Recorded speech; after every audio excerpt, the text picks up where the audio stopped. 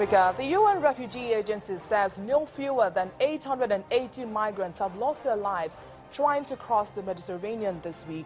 It says the figures this year, the numbers have risen to 2,510 due to shipwrecks and capsizing against 1,855 in the same period last year.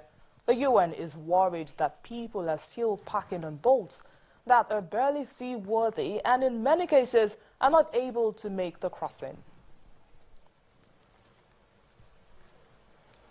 And the United Nations has made a formal complaint about what it says is Egypt's misconduct during the second session of the UN Environment Assembly. Chair of the African Diplomatic Corps Technical Committee, Ms. Yvonne Kamati, in a memorandum sent to the Dean of the African Diplomatic Corps, Ambassador Kelbert Nkumani, said the Egypt delegation was undiplomatic, irresponsible, uncivilized and insulting.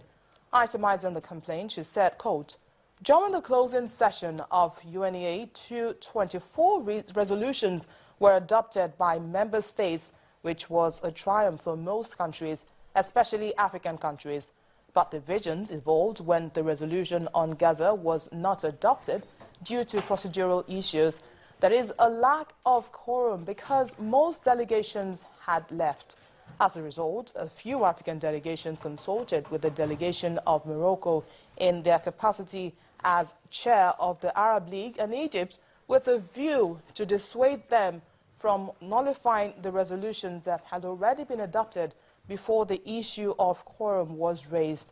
She said during consultations with Egypt, the head of the Egyptian delegation and current President of AMSON dismissed the concerns of the Assembly by informing that they would speak in their sovereign capacity and to that extent referred to sub-Saharan Africa as dogs and slaves in Arabic. The Assembly is therefore requesting that the Arab Republic of Egypt at the highest level unreservedly apologize to Africa of the utterances made by the office of the President of AMSON, among other things.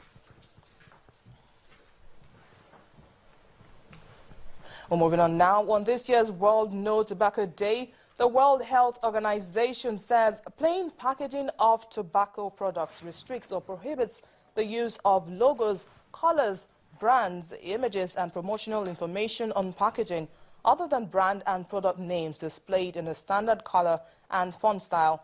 In December 2012, Australia became the first country to fully implement plain packaging. On May the 20th this year, France and the United Kingdom of Great Britain and Northern Ireland each began implementation of plain packaging.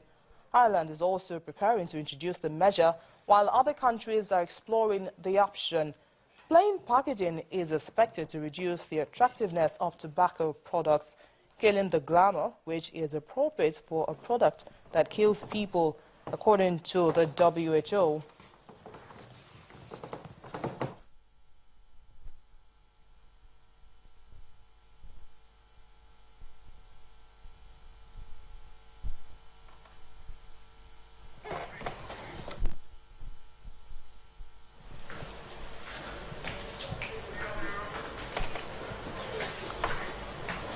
And when we return on Network Africa in a moment, our health correspondent Yomi Otaigwe joins us to shed more light on the No Tobacco Day. Do join us.